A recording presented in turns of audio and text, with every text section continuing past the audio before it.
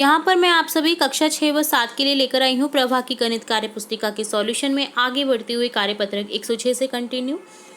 तो कार्यपत्रक 106 देखेंगे सबसे पहले। तो आपको मैं बता दूं, जब भी हम किसी भी इक्वेशन को सॉल्व करते हैं, अगर मल्टीप्लिकेशन डिवाइडेशन, तो उसमें बोर्ड मास का नियम लगता है। सबसे पहले जैसे ब, then O, then division, then multiplication, then addition, और लास्ट में होता है सबसे लास्ट में सब्सट्रैक्शन। तो पहले जो ब्रैकेट होता है, बी का मतलब होता है ब्रैकेट, ठीक है। तो ब्रैकेट को सॉल्व करते हैं, देन हम ओ से रिलेटेड क्वेश्चन को सॉल्व करते हैं, then multiplication, then division, then multiplication, then addition, then subtraction. तो यहाँ पर देखिए 18 + 5 है -7 × 2। तो 7 × 2 पहले हम करेंगे, 18 + 5 करेंगे और देन घटाएंगे तो आंसर बचेगा 9। इसी तरह से आपको सभी को करते हुए जाना है।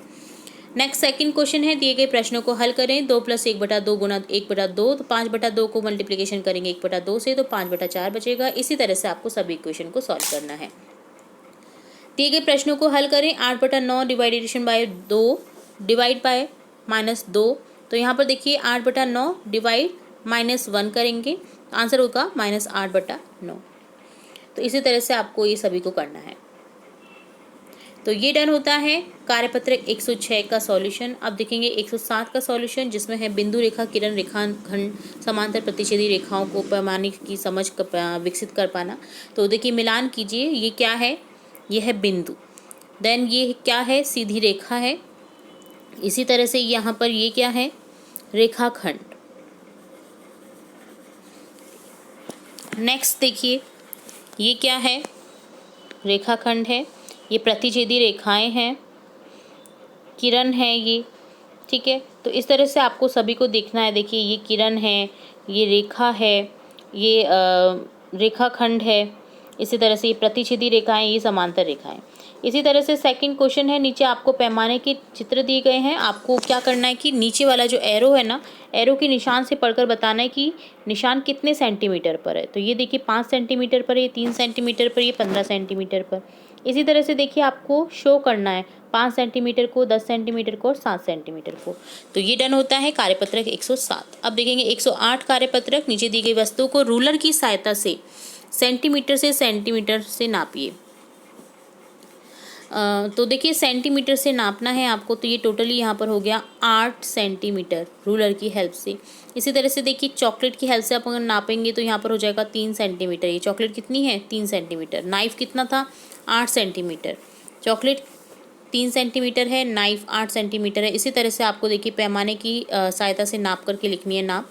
ये है 8.5 सेंटीमीटर। स्केल को रखिए और आप नाप लीजिए। ये 5.5 है, ये 10.6 है, ये 7.3 है। रेखाखंड बनाइए, उन्हें नामांकित कीजिए। तो रेखाखंड बनाने आपको 5 सेंटीमीटर का रेखाखंड, 6.3 सेंटीमीटर का, 9 सेंटीमीटर का, 7.4, 3.1, 8.5 सेंटीमीटर का, ठीक है। और नाम दे देना है बिंदु को। तो ये डन होता है कार्यपत्रक 108। अब देखेंगे कार्यपत्रक 109।